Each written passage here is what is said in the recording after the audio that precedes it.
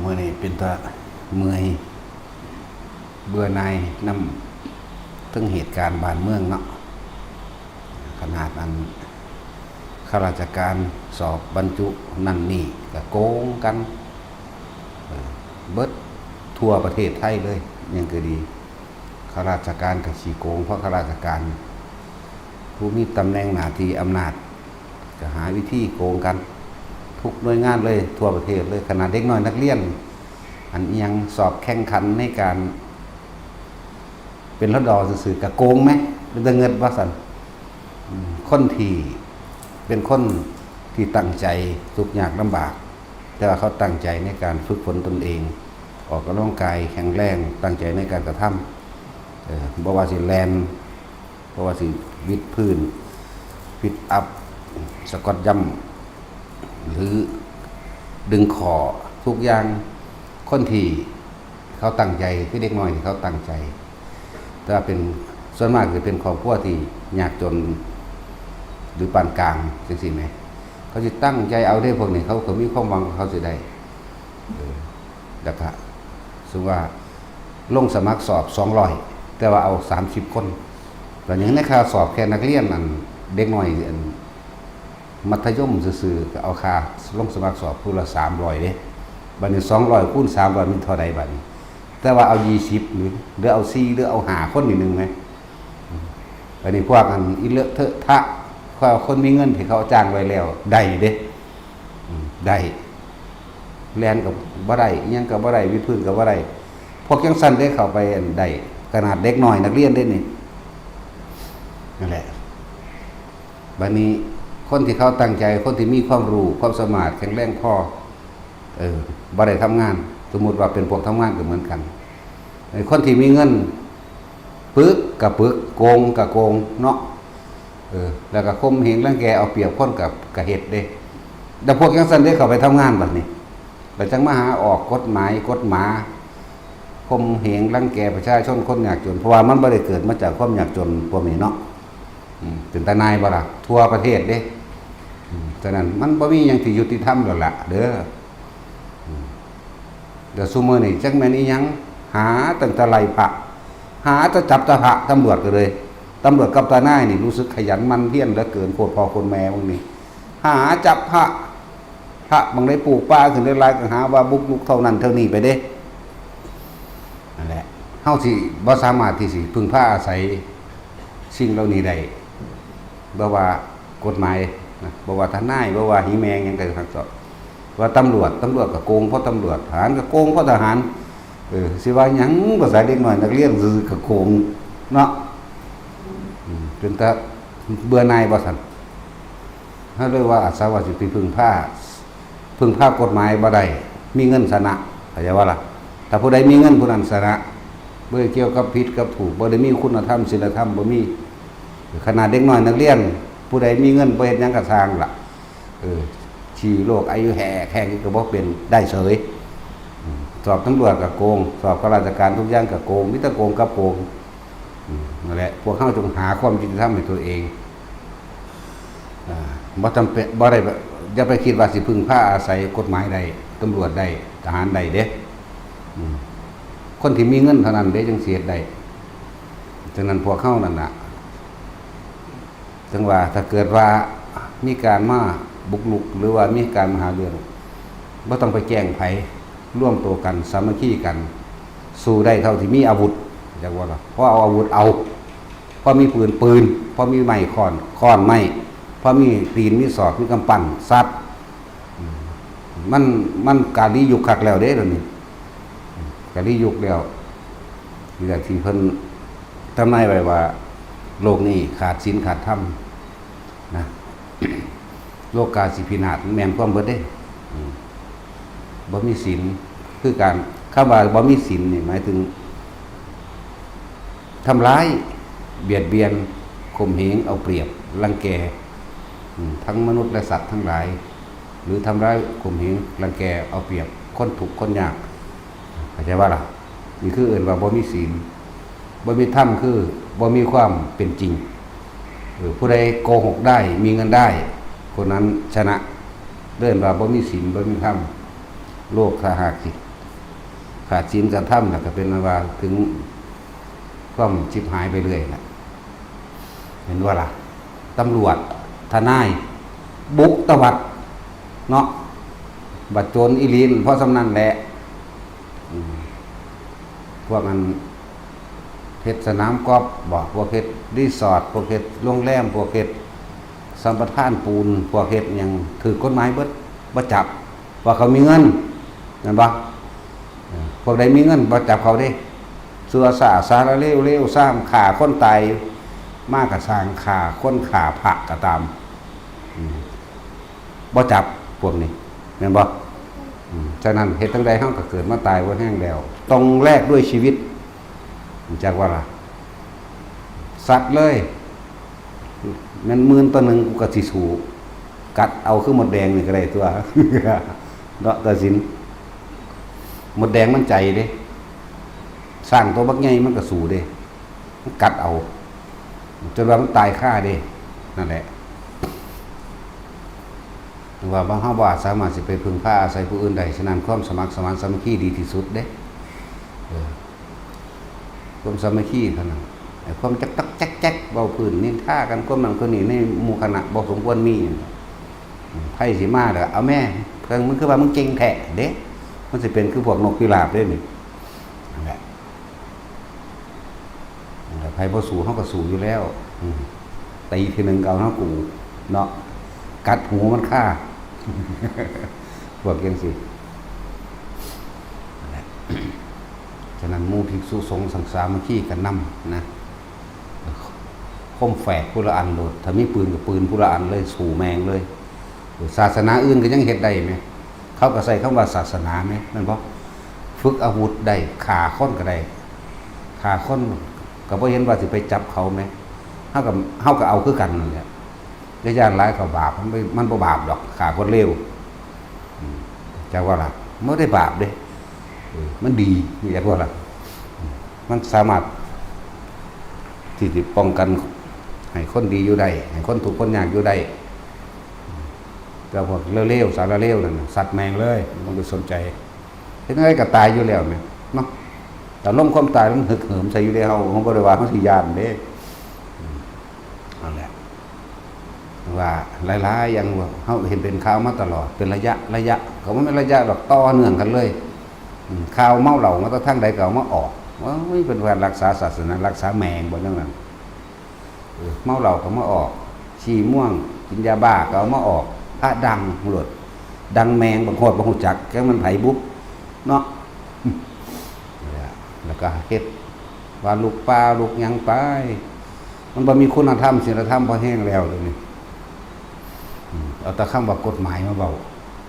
กฎหมายใดก็สร้างที่บ่มีคุณธรรมกฎหมายต้องมีคำว่าเบียดเบียนทำลายให้ผู้ใดผู้หนึ่งชีวิตและทรัพย์สินต่อทั้งคนและสัตว์ทำให้ผู้อื่นเดือดร้อนจึงสามารถเข้าไปสู่กฎหมายได้แต่ว่าอันนี้เขียนขึ้นมาเอาเองก็ว่าเอาเองโลดบ่มีผู้ใดเดือดร้อนเสียหายชีวิตทรัพย์สินโดยเฉพาะวัดนี่บ่ได้เอางบประมาณของไผเด้บ่ได้เอางบประมาณจากรัฐบาลเลยบ่ได้รับงบประมาณจากไผมาด้วยกำลังแรงใจศรัทธาของบุคคลผู้มีศรัทธาสร้างรวมกันเห็นบ่ล่ะตรวจสอบนั่นตรวจสอบนี่ตรวจสอบนี่แม่มึงบอกคือว่าตรวจสอบเจ้าของนั่นเนาะโดยเฉพาะพวกตำรวจหรือพวกทนายตรวจสอบเจ้าของหั่นเห็นบ่ล่ะนั่นแหละหมู่ภิกษุสงฆ์นี่หยังก็มากับมาร่วมกันเด้อพ่อไปเผาแมงเลยก็เผาพ่อไปสัตว์แมงเลยสัตว์โดดศาสนาอื่นก็เฮ็ดได้ตัวเนาะเขาก็ยังฆ่าคนได้กูก็ฆ่าได้คือกันด้วยแม่นบ่ล่ะนั่นแล้วเห็นแล้วอุ้ยศูนย์แข่นขึ้นมาเลยเด้ไปหาทำลายวัดว่าแข่นมาเลยพวกบ่จักหยังบ่เคยอยู่น้ำเขานั่นน่ะกฎหมายต้องเป็นกฎหมายเลยบ่นี่จักความเป็นมาของเขาเนาะพวกสอดแทรกนะคือจังพวกเฮานี่แหละคนบ่มาคุกคีน้ำเฮาบ่ฮู้จักเลยว่าเกิดเหตุการณ์นั้นขึ้นเนาะแต่ว่าผู้จังสั่นได้ให้สอดแทรกเว้าแบบเป็นตะตีนเตะปากก็ยังนั่นแหละใส่บูทบอกว่ามันสิ8ตีนเปื้อนว่ะเนาะแต่สินเฮาใส่บูทเตะเอาเป็นจังใดพอเฮาก็ตายอยู่แล้วแต่ตายด้วยอุดมคติอุดมไปว่าสมบูรณ์โดยคุณธรรมและศีลธรรม คติคือทางไปถ้าสมบูรณ์ด้วยคุณธรรมศีลธรรมแล้วมันจะขาคนไปดีขึ้นเราแหละมีผู้ใดกล่าวแบบนี้เด้เฮานี่มีเคล็ดลับกันแล้วกันบ่ต้องไปย่านผิดย่านหยังใดทั้งสิ้นทรงชาติปั๊บโลดอยากว่าล่ะบาดสิตายทรงชาติปั๊บขึ้นเป็นบ่มบุญมันคนฝึกไว้อยู่แล้วมันไม่มีปัญหาดอกเด้อบ่ต้องย่านดอกสารนรกเฮานี่แหกกฎแห่งกรรมอยู่แล้วกฎแห่งกรรมเฮาก็แหกได้อยู่แล้วมันมีเคล็ดลับของธรรมชาติอยู่แม่เนาะอย่าย่านโอ้ยโจรองคุลิมานก็ฆ่าคนมาคักยังบรรลุอรหันต์แม่นายโจรฆาตก็ฆ่าคนมาคักมันสิทำให้คำบ่ดีอีหยังห่างหรือไปอนาคามีอยู่แม่เนาะสันตติอมาตย์ขาดเป็นแสนกว่าบรรลุอรหันต์เลย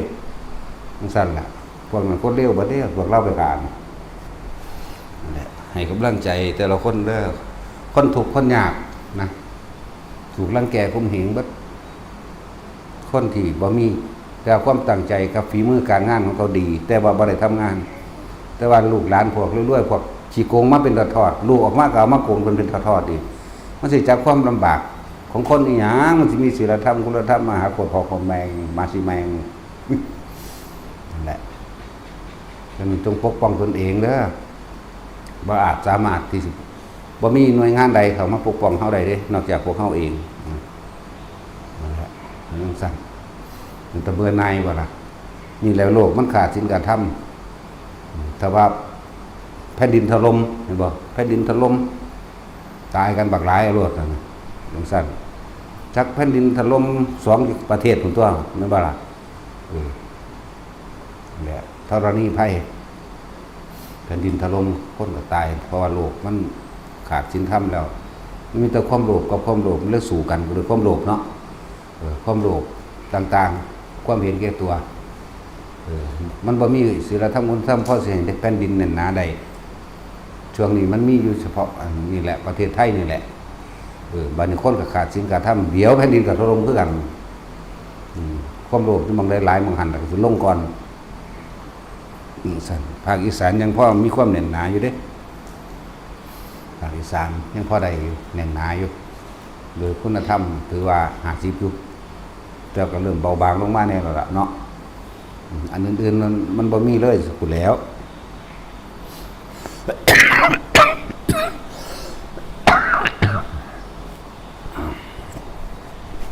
แผ่นดินถล่มตายกันเป็นหมื่นเป็นแสนเนาะประเทศที่1ประเทศที่2เดบันประเทศหยังล่ะตาตุ้ยบ่เพิ่นใหม่ๆเมื่อวานนี่แม่ตายเป็นแสนตัวมื้อนี้อีกเท่าไหร่หลักหลายตัวอะไรมันก็สิเป็นจังซั่นแหละเด้อพวกเฮารีบค้นขวายกลับเข้ามาอยู่กับตัวเองดีกว่านะเอาตัวรอดตัวไผตัวมันรอดเราเข้ามาอยู่ในลมหายใจกับเข้ามาอยู่กับการสู้ชั่นแห่งตนเองเขาบ่อาจสามารถจะไปแก้ไขจิตใจของคนใดดอกแก้ไขจิตใจของเจ้าของดีกว่าแก้ไขความคิดของเจ้าของยังปรุงยังแต่งยังนึกยังอยากใดนั่นเป็นนี่แก้ไขความรู้สึกตัวเองอย่าเอาความรู้สึกไปไว้กับผู้อื่นนะให้เป็นความรู้สึกที่บ่มีความรู้สึกวางจิตเป็นกลางนั่นเองตรงนี้ภัยอันเกิดจากสงครามกับคักเราเล่นเรียกว่าสัตถันตรภัยเรียกว่าภัยอันเกิดจากสงครามมีมาเป็นระยะเห็นบ่ล่ะโลกนี้บ่ว่างจากสงครามเด้พวกเฮาสังเกตดีๆเลยเด้อบ่ประเทศหนึ่งสัตว์กับประเทศหนึ่งเพราะชีวิตนี่ประเทศหนึ่งกับสัตว์เริ่มต้นขึ้นอีกแม่นบ่ล่ะโลกนี้ไม่ว่างจากภัยจากสงครามโลกนี้ไม่ว่างจากคำว่าภัยจากสงครามครับภาษาบาลีว่าสัตถันตรภัยโลกนี้ไม่ว่างจากโรคันตรภัยคือมีความเป็นโรคติดต่อตายกันโลกนี้ไม่ว่างจากธรณีภัยแผ่นดินถล่มมีเป็นจุดเป็นจอมไปตลอดนั่นปะโลกนี้ไม่ว่างจากวาตภัยเนี่ยบอกพัดบ้านเมืองพ้นพังตายก็มีโลกนี้ไม่ว่างจากอุทกภัยน้ำท่วมสึนามิหรือน้ำท่วมใหญ่แล้วโลกนี้ไม่ว่างจากยังล่ะอสุนิบาตภัยหมายถึงฝ่าพาฝ่าพางัวฝ่าพาควายตายกันกองเพราะว่าหน้าสถานที่แห่งนั้นจุดนั้นบุคคลนั้นบ่มีคุณธรรม ไม่มีเครื่องป้องกันรักษาบ่มีบุญบ่มีสิ่งที่เป็นเกราะป้องกันใดคือคุณธรรมและศีลธรรมบ่มีธรรมเป็นเกราะบ่มีธรรมเป็นที่พึ่งอย่าบ่ล่ะสั่นล่ะแต่ละคนให้พวกเฮาเบิ่งโลด แผ่นดินบ่ถล่มประเทศหนึงก็ไปประเทศหนึงอยู่เด้เนาะพี่กายนี่พม่าแน่กับไทยก็ตึกถล่มแน่นั่นว่าซั่นโบลงแน่ปีนี้ก็บ่แน่คือกันแหละลองเบิ่งหาแม่บ่แน่คือกันนาในเมืองในกรุงเทพนี่แหละนะว่าแมงแบบปล่อยมันตายโดด เดี๋ยวแต่หิแมงผู้ใดโดดแต่เฮาตายนี่เฮาก็บ่มีปัญหาบ่แฮงโลกนี้บ่ว่างจากภัยสารพัดภัยทั้งหลายในวัฏฏะในโลกเด้อในชีวิตแต่ละคนถ้าคนมีคุณธรรมศีลธรรมหรืออื่นอย่างหนึ่งว่าคนมีธรรมเป็นที่พึ่งเป็นเกาะก็เกิดกลายเป็นบุญญาลิตเป็นเครื่องปกป้องตัวเองถ้าคนพวกนี้แล้วแม้สิเดินทางไปตรงที่ว่าสิเกิดสงครามก็มีเหตุบ่ให้ไปเด้นั้นสิเดินทางไปตรงที่มีเกิดขึ้นน้ำใหญ่ก็มีเหตุบ่ให้ไปเหมือนกันนี่คือบุญปกป้องไว้บุญญาลิตเกิดกลายเป็นเกาะป้องกันตัวเองเพิ่นเลยเอิ้นมาเทียบว่าเป็นธรรมย่อมรักษาผู้ประพฤติธรรมเพิ่นเทียบมาแบบนั้นฉะนั้นพวกเขาก็สิ่งที่เฮ็ดได้ง่ายที่สุดคือการทรงชาติเจริญชาตินั่นแหละบ่ต้องไปหาเครื่องอันอื่นมาป้องกันดอกมันบ่ป้องกันได้ดอกอันคอรอแค่แหลมาห้อยใส่ข้อมานั่นนี่อธิษฐานเอานั่นน่ะมันบ่ป้องกันได้เด้นั่นน่ะเป็นแค่ที่พึ่งทั้งใจอย่างหนึ่งแต่ว่าสามารถป้องกันได้ดอกความก็เป็นจริงแล้วนะพวกเขามีองค์ละ100 ล้านพันล้านก็ตายอยู่ไหมก็ถือปืนยิงตายมูลอัญญะอยู่ไหมบางทีรถส้นก็ตายซ้ำเนาะก็คือคุณธรรมที่ตัวเองสร้างสมเอาไว้แล้วเด้เกิดกลายเป็นบารมีเป็นกำลังกายวาจากำลังใจพร้อมเกิดกลายเป็นเกาะป้องกันตัวเองเกิดกลายเป็นธรรมที่เป็นความจริงสัจจะที่ปกป้องตัวเองพอเข้าก็เห็นไปเลยอยู่ตัวเดี๋ยวก็น้ำท่วมคนตายบางรายได้รับความลำบากเหมือนว่าอุทกภัยเดี๋ยวก็ล่มพายุใหญ่พัดบ้านพัดเพื่อนคนตายก็มีเสียหายชีวิตทรัพย์สินเยอะแยะมากมายเกิดว่าวัฏภัยสัตว์ทันตรภัยสงครามเกิดขึ้นโลกนี้ไม่ว่างจากภัยทั้งปวงนี่เด้สงครามเกิดขึ้นบ้านนั้นเมืองนี้อยู่ตลอดเวลา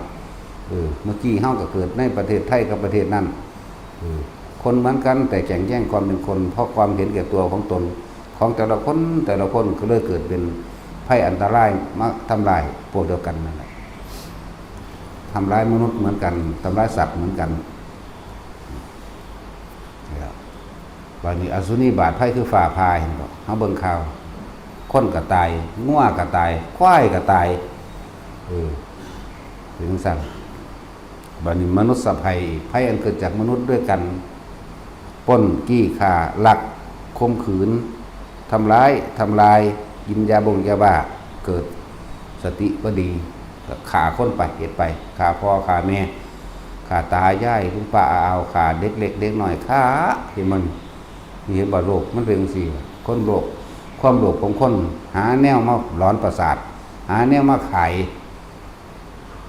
ไปเอากระเงินเจ้าของคือขายยาบ้ายายาโคเคนยามุ่นนั่นแหละเรียกว่าภัยจากมนุษย์ภัยจากมนุษย์ด้วยกันต่อมาก็เป็นภัยจากอมนุษย์เป็นยังหลักสัตว์ลายสัตว์พิษบ่ว่าสัตว์ได้หรอกอย่างเช่นเสือมั่งช้างมั่งอมนุษย์ตัวมันบ่ล่ะสัตว์นะ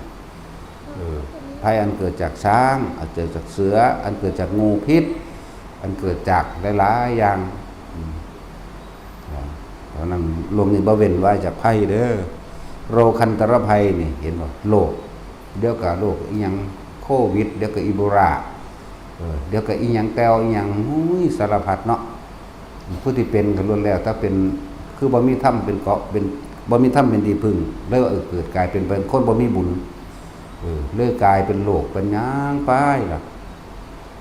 แล้วอุบัติภัยเด้ก็ภัยจากอุบัติเหตุคือความประมาทเลินเล่อแห่งตนพร้อมบัดนี้ เดี๋ยวอุบัติภัยได้นี่สิ่งที่เกิดขึ้นโดยไม่ได้คาดหมายภัยอันเกิดจากอุบัติเหตุทั้งตนนั่นสั้นแหละเป็นแต่อยากอยู่ต่อไปอยู่บ่เฮาเนาะภัยอันเกิดจากมนุษย์ด้วยกันนี่เห็นบ่อีกอันนึงคือเขาไล่พระเลยสงฆ์องค์เจ้านั่นแหละไล่ออกแล้วได้พอนี่บ่ได้สนใจเด้จักสูสิอยู่ไสจักแม่ชีจักพระสงฆ์เหล่านั้นสิไปอยู่ไสสิ่งที่เขาก่อสร้างมาหาแต่วิธีที่เว้ากบเกลื่อนเพื่อตัวเองชนะเด้หลายอันหลายอย่างนั่นแหละพวกเฮาเตรียมตัวป้องกันโลดบ่มื้อใดก็มื้อหนึงมันมานี่มีปืนกับปืนยิงโดยจะไปสนใจคนพวกนี้คนเห็นแก่ตัวบ่บาปหรอกถ้าคนบ่มีบุญกุศลนะถ้าคนบ่มีคุณต่อโลกเอาแต่คำว่าหน้าที่แต่บ่มีศีลธรรมใช่บ่ล่ะคนที่น่ากลัวที่สุดก็คือคนที่มีคุณธรรมเด้คนที่ทำประโยชน์เพื่อผู้อื่นได้แล้วก็คนที่เสียสละทุกอย่างเพื่อผู้อื่นได้มีพระพุทธเจ้าพระโพธิสัตว์เป็นต้นเด้ลองมาเป็นพระอรหันต์โสดาสกิทาคากับไล่ไปตามลำดับพระพุทธเจ้ากับพระโพธิสัตว์ใกล้เคียงกันเห็นบ่นี่พระโพธิสัตว์ทั้งแต่ละตัวเห็นอยู่ลำหล่ออยู่ในพานแต่กูไปบ่ได้ล่ะกูก็บ่ไปพร้อมมันธรรมดาเลยพระพุทธเจ้ายังว่าเพิ่นสิ้นแล้วแม่นบ่ล่ะเมื่อพระพุทธเจ้าสิ้นแล้วก็ฝากฝังศาสนาไว้ฝากฝังแนวทางฝากฝังธรรมเอาไว้ให้กับพระโพธิสัตว์ต่อไปเราตถาคตจะไม่ได้กลับมายังโลกนี้อีกแล้วเธอผู้เป็นพุทธวงศ์เธอจะต้องรับอริยะแห่งพุทธวงศ์จงดูแลปกปักรักษาสิ่งใดเวลาใดทำมันลดหน่อยถอยลงขาดเคลื่อนหรือลดหายให้พวกเธอจงไปเติมแต่งเธอจงไปส่งเสริมและสนับสนุนโอ้มันบ่ธรรมดาเลยเนาะบ่แม่นว่าสิเฮ็ดง่ายๆได้บัดนี้ต้องเอาชีวิตเขาแรกตลอดเด้มันบ่แม่นง่ายๆเด้แนวมันนั่นแหละถ้าบ่มีพระโพธิสัตว์ก็บ่มีพระพุทธเจ้าอย่าว่าล่ะถ้าบ่มีพระพุทธเจ้าก็บ่มีพระโพธิสัตว์จึงเรียกว่าบุคคลผู้มีคุณต่อโลกต่อจักรวาลต่ออนันตจักรวาลพร้อมเด้บ่แม่นแค่นี้เด้นั่นแหละคนที่น่ากลัวที่สุดคือพระพุทธเจ้าน่ากลัว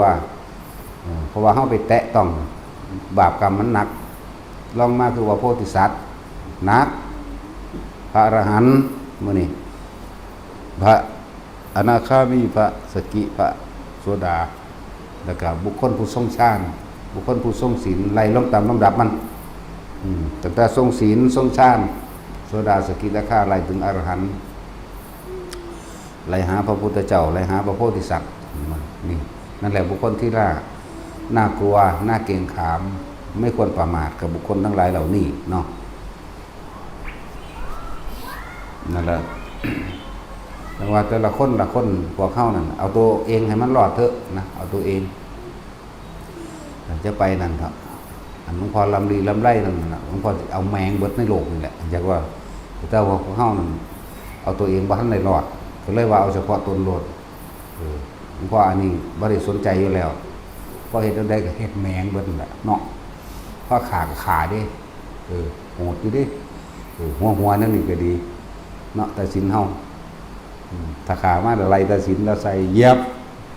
เอาก็เราขับรถอะไรเล่าตัวเหยียบนะเขาก็ตัดสินลุยเขาก็หันหลังใส่กันแล้วก็ตัดสินจะบุกไปข้างหน้าเขาก็บุกไปข้างหลังแลนไปแลนมันหันหลังใส่กันทีรีมันไม่หนีกันแล้วกันพุทธเจ้าบอกสอนให้หนีเกิดเหตุการณ์ได้ก็สร้างบนบ่เคยหนี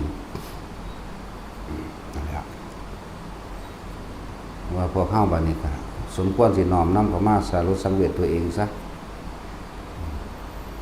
ภัยอันเกิดจากอดจากแห่งแรงก็มีได้บ่น่ะเอิ้นว่าทุพพิขันธรภัยเมื่อมีสงครามแม่นว่าเมื่อสัตว์ทันตรภัยเกิดขึ้นแล้วทุพพิขันธรภัยก็เกิดตามเมื่อมีทุพพิขันธรภัยก็เกิดตามโลคันธรภัยก็เกิดตามแม่นบ่ล่ะนั่นสัตว์ทันตรภัยหมายถึงสงครามคือเขาเห็นในข่าวนั่นแหละแล้วอดอยากว่าบัดนี้นั่นแหละทุพพิขันธรภัยบัดอดอยากบ่มีแนวอยู่แนวกินเห็นบ่โลคันธรภัยก็เกิดตาม มันบ่ได้มีอาหารมันบ่มีภูมิต้านทานแม่นบ่ล่ะมันบ่มีอีหยังหลายๆอย่างกับสารเคมีต่างๆที่เกิดจากอาวุธเคมีสงครามเนาะจะเกิดเป็นโรคมาน่ะเกิดความตายเกิดขึ้นแล้วก็ภัยจากมนุษย์ด้วยกันได้บัดนี้ปล้นกี้ฆ่ากันเองด้วยความหิวแม่นบ่ล่ะนั่นแหละเมื่อพ้นกี้ฆ่ากันเองแล้วก็ภัยอันจากมนุษย์ได้บัดนี้สัตว์ต่างๆเวลาคนมันสิตายมันปล่อยบ่ได้อาจจะเป็นหมามันก็หิวคือกันกัดกินคนคือกันนี่เปรียบเทียบให้ฮู้ให้เห็นซื่อๆอันนี้หลายอย่างคือดอก ที่พวกเฮาบ่รู้ว่าสารพัดภัยในการเกิดมีอะไรมั่งเยอะนะถ้าเฮาฮู้จังซี่แล้วก็อย่าประมาทก็คือพยายามอยู่กับลมหายใจตัวเองพยายามอยู่กับความรู้สึกในกายตนเองทำจิตหนึ่งเพ่งอยู่ตั้งอยู่ในความรู้สึกที่เป็นหนึ่งอันเป็นอุเบกขาตั้งอยู่จังซี่ อย่าออกจากกายอย่าเอาความรู้สึกออกจากกายจากของเองความรู้สึกนี่หมายถึงพอใจอะไรบ่พอใจไปกับผู้อื่นอย่าว่าล่ะเดี๋ยวก็รักคนนั้นนี่คือพอใจเดี๋ยวก็เกลียดคนนั้นนี่คือไม่พอใจ แต่ถ้าความรู้สึกอยู่ในกายแห่งตนเองเป็นอุเบกขาเด้ถึงจะเป็นอุเบกขาเวทนาก็ช่างแต่ว่าก็บ่ได้ไปสั่งก่อกรรมเวรภัยกับไผเด้นะแต่ว่าล่ะแต่ก็เป็นที่สังเกตความคิดเจ้าของเป็นที่สังเกตต่างๆที่เสียให้เกิดความรู้สึกก็พบได้แหละว่าพวกเขาอยู่กับหน้าผากเขาเองน่วงนิ่มไปไม่ต้องไปยังมากเอาแค่ชั้น2บางที่มันหนุหนาเพิ่มหนานิ่มน่วงบนหน้าผากบนหัวนั่งหัวเขานี่คือเอามือเศร้ามาเพิ่มนิ่มมันร้อนบางที่ก็คล้ายๆครับคือลมหัวกุดน้อยหมุนไปแล้วก็แผ่ออกมาหมุนจอมเข้าไหมอยู่สั้นๆแหละบางทีก็เกิดความอิ่มปัสสติผ่อนคลายยืนระวังทำกลางอกเรียกว่าเหตุอยู่ใครนี่เหตุไปเท่าตายนั่นแหละส่วนปัญญาก็ขึ้นอยู่กับความเพียรของเฮาพร้อมกันนั่นแหละความเพียรพยายามที่จะไม่ออกจากกายปัญญาก็เกิดอยู่ด้วยหันแหละคือเห็นตามความเป็นจริงเห็นสิ่งทั้งหลายทั้งปวงเกิดเป็นธรรมดาดับเป็นธรรมดามันก็เห็นดอกของบ่จีรั่งจะยื่นบ่ว่ามนุษย์ทั้งหลายสัตว์ทั้งหลายต้นไม้ภูเขาสายน้ำดินฟ้าอากาศล้วนแล้วแต่เกิดขึ้นเป็นธรรมดาเคลื่อนที่เปลี่ยนแปลงเป็นธรรมดาแตกดับหรือตายเป็นธรรมดาเด้ปัญญาเห็นอนิจจังเห็นทุกข์เห็นอนัตตานั่นเองเห็นคนกับอนิจจังทุกขังอนัตตาหมดเห็นสัตว์ก็เหมือนกันเห็นต้นไม้เหมือนกันเห็นดินฟ้าอากาศก็เหมือนกันนะมีแต่ทุกข์กับทุกข์ทั้งนั้นแหละเนาะบ่มีหยังกี่ลั่งอย่างยืนบ่มีหยังที่เป็นไปตามใจเฮามันเลยทุกข์ทุกข์บ่มีสิ่งใดเป็นไปได้ดังใจเฮาผู้ใดก็รู้จักอยู่นะแนวมันนี่แม่นเนาะแต่เฮ็ดจังได๋สิควบคุมความคิดให้มันอยู่ในกายเจ้าของใดในความรู้สึกบางคนก็อยู่กับลมเอาลมเป็นฐานเด้อเอาลมเป็นฐานฐานที่ตั้งหรืออารมณ์เป็นที่ลบซ่อนภัยอันตรายทั้งหลายดุจดังนกงอนไถเดี๋ยวนี้ออกจากใต้ก้อนสีไถนกงอนไถกับนกกระจิบแต่ตะกี้บินปี้ไว้นั่นนะพุทธเจ้าเพิ่นได้เปรียบบินขึ้นไปนั่นนี่หลายเกิดความประมาทหลายเหยี่ยวกากับมาชกมาจิกเอาไปกินตายซ้ำจึงบอกว่าจะออกจากฐานก็เลยว่านกพวกนี้พวกภัยอันตรายเกิดขึ้นย่อมหลบซ่อนตัวอยู่ในก้อนขี้ไถนั่นแหละ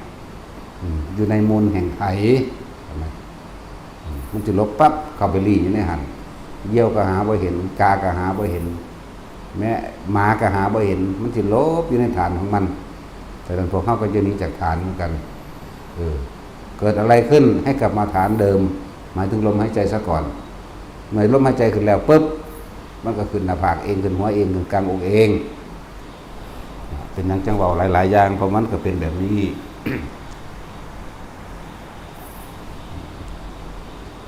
ทุกคนเห็นเกิดความชำนาญทำให้บ่อยทำให้มากทำให้ชินกับชำนาญของมันเองทำให้เป็นดุจดั่งญาณหมายถึงความรู้เท่าทันอะไรเข้ามาดุจดั่งญาณอยู่เลย ทำให้เป็นดุจวิญญาณทำให้เป็นดุจดังความรู้ความเท่าความทันของมันปั๊บโดดนะผู้เป็นแล้วมันก็เบาอยู่แล้วปับเหมือนบ่ท่านผู้ว่าท่านได้เป็นก็คิดเอาอยู่หันแล้วฝึกเอาเด้อไปก็ดีฝึกเอาโลกนี้สิพึ่งกันซึ่งกันและกันมันบ่มีคนมีคุณธรรมแล้วบ่อาจสามารถสิพึ่งได้บ่มีผู้ใดหาความจริงธรรมมาให้เฮาได้แล้วเด้เป็นธรรมดาซึ่งเป็นปกติอยู่แล้วในเรียกว่าปลายพุทธสมัยเราได้นี่มันเลยกึ่งมาแล้วเด้มันบ่ล่ะมันเลยมาแล้วตะวันบ่ายถึงบ่าย2บ่าย3ไปแล้วจังบ่ล่ะบ่าย2บ่าย3ไปแล้วศีลธรรมก็คอยเสื่อมคลายลงคือกันเด้สัตว์นรกมาเกิดหลายเปรตมาเกิดหลายเดรัจฉานผู้เมามาเกิดหลายคนมีคุณธรรมศีลธรรมก็อาศัยพวกเรานั่นมาเป็นเครื่องทดสอบหินหลับปัญญาหรือเครื่องทดสอบปัญญาตัวเองหลายอย่างก็นั่นแหละเราพอเข้าอันที่หนึ่งเขาต้องสามัคคีกันไว้อย่าว่าพื้นกันหลายความนั่นความนี่หลายอย่าจะเป็นใหญ่หลายเนาะมันบ่มีใครใหญ่สำโรงหรอกสอรอใส่แหลกันความนั่นความนี่จังแม่นี้ยังไพ่อันตรายมากไพ่จิมาซอยล่ะมันผิดกันอยู่แล้วเนาะคือหลวงพ่อเคยเทียบไว้ตลอดเด้ตอนที่ยังไม่มีประเทศแต่อยู่คนมีความสามัคคีกันแข่งแย่งแผ่นดินกันเมื่อแข่งแย่งได้แล้วพอความสามัคคีจึงก่อตั้งเป็นประเทศเป็นบ้านเป็นเมืองกันบ้างเมื่อบ้านเมืองหรือประเทศอยู่ดีกินดีแล้วซัดกันเองนี่เป็นสัจธรรมเป็นความจริงทุกที่ซัดกันเองประเทศไทยตะกี้ว่าท่านเป็นประเทศไทยยังเป็นหัวเมืองนั่นหัวเมืองนี่เนาะก็ผู้รวมหัวเมืองให้มาเป็นหนึ่งเดียวกันแล้วอยู่ดีกินดีแล้วเนี่ยเป็นเรื่องสื่อว่าประเทศแล้วมันก็แบ่งการปกครองนั่นนี่แล้วก็สุดท้ายมันก็แย่งกันเองชิงกันเองฆ่ากันเองอย่างนั้นแหละทุกหม่องเลยบ่ว่าจะเป็นสถานพื้นที่ใหญ่ระดับประเทศระดับโลกแบ่งออกมาเป็นระดับประเทศเป็นระดับจังหวัดเป็นระดับองค์กรและชุมชนต่างๆเป็นระดับหมู่บ้านเป็นระดับบ้านครัวเรือนและเป็นระดับครัวเรือนลูกพ่อแม่เดียวกันแย่งแผ่นดินกันฆ่ากันนี่คือสัจธรรมเป็นแบบนั้นอยู่แล้วคนบ่มีคุณธรรมนะอย่างสัตว์นรกที่เคยเกิดกรรมน้ำกันเขาเบิดเวรเบิดกรรมเขาขึ้นมาเกิดใหม่เดี๋ยวล่ะเกิดที่เคยทำน้ำกันแต่มาฆ่ากันเองหักล้างกันเองพวกเปรตพวกสัตว์นรกพวกเดรัจฉานเกิดมาเป็นคนเดรัจฉานเกิดมาด้วยความหลงเปรตเกิดมาด้วยความโลภสัตว์นรกเกิดมาด้วยความอาฆาตแค้นเป็นคนใจร้ายเป็นคนใจให้นะ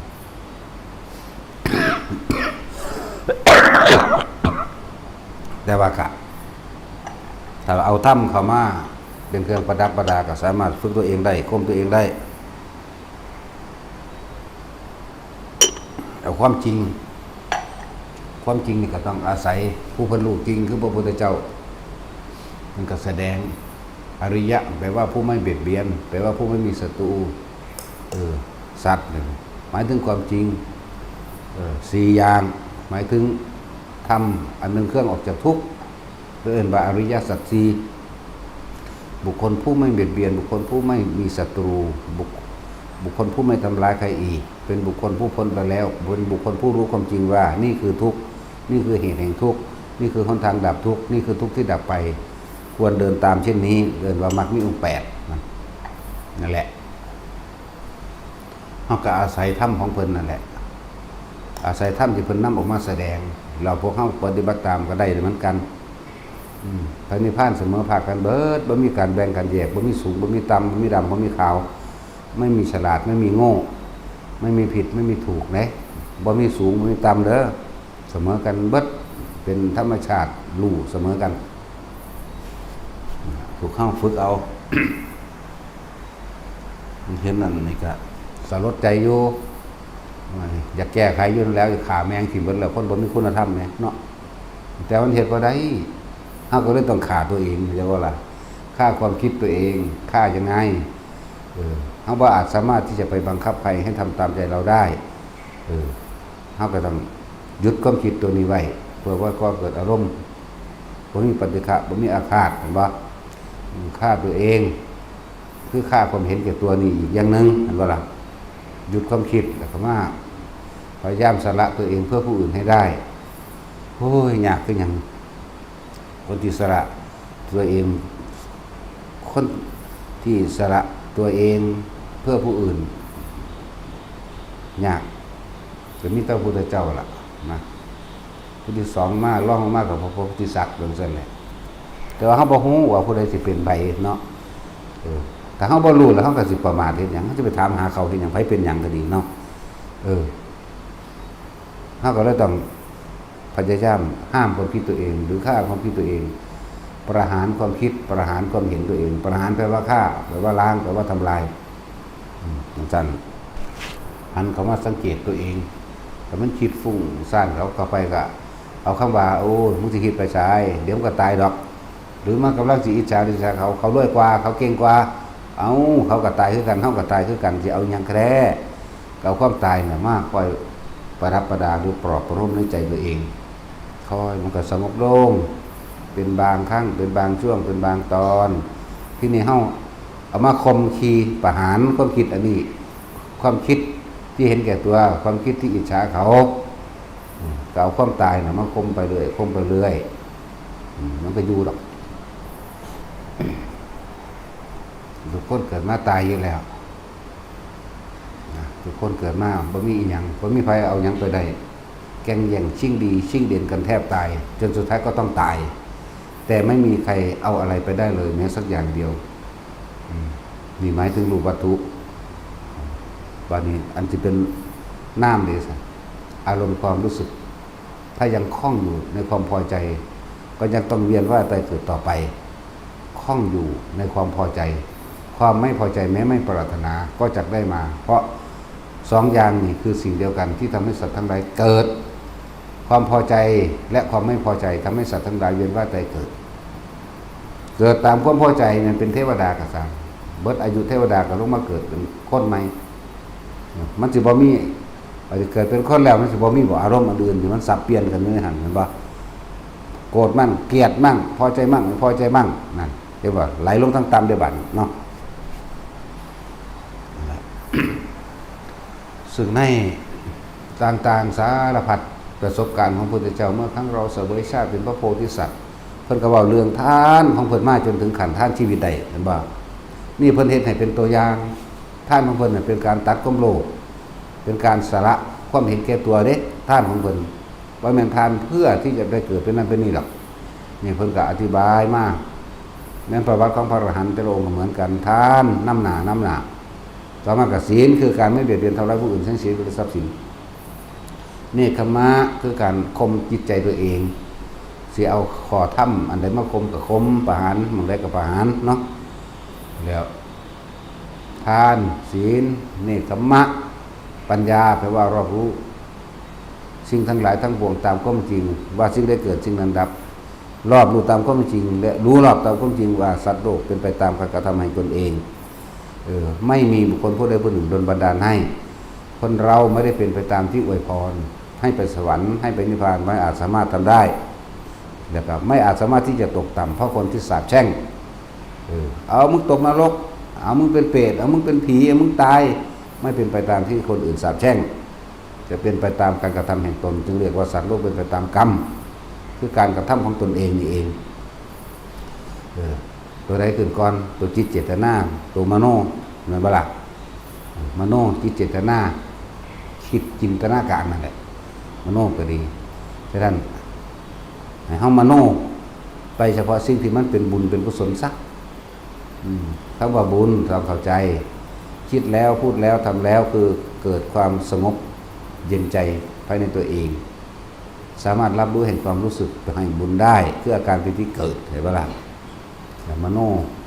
ตัวเลื่อนว่าใจเป็นใหญ่ใจเป็นประธานสำเร็จได้โดยใจแต่เขาควบคุมใจได้มันก็ควบคุมได้ทุกอย่างเฉพาะของเด้เขาว่าควบคุมได้ทุกอย่าง แม่นฟ้าสิห้องฝนสิตกฟ้าสิพาเขาก็บ่ได้หวั่นไหวกับฟ้า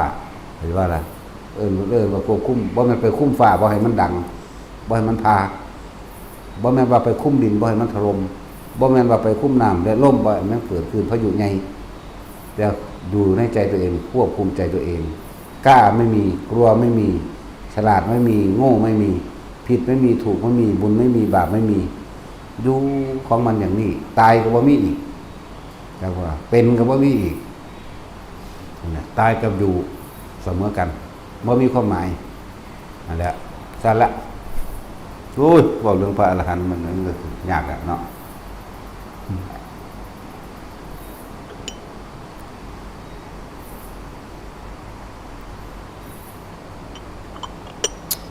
อร่อยตัดสิน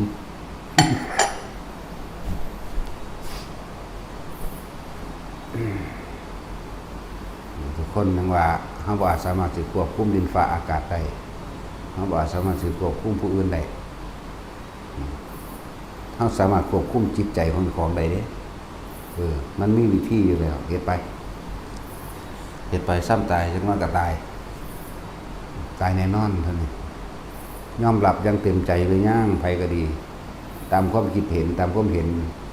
ความตายโดยมีความหมายของเขาเด้มันซื่อๆอยู่มันบ่มีความหมายแต่ว่ามันไม่กลัวแล้วมันก็ไม่กล้าพร้อมไม่กล้าไม่กลัวมันอยู่ข้างใส่ของมันซื่อๆเด้นั่นแหละคือว่ายอมรับแบบซีโร่ลาบยอมรับแบบบ่มีข้อโต้แย้งแล้วถกเถียงบ่มีหยังสิไปแย่งกับความตายได้เลยยอมรับมันเลยเป็นว่างจากความตายไปเลยอย่างว่านั่นแหละแล้วก็สร้างสิ่งที่มันเป็นประโยชน์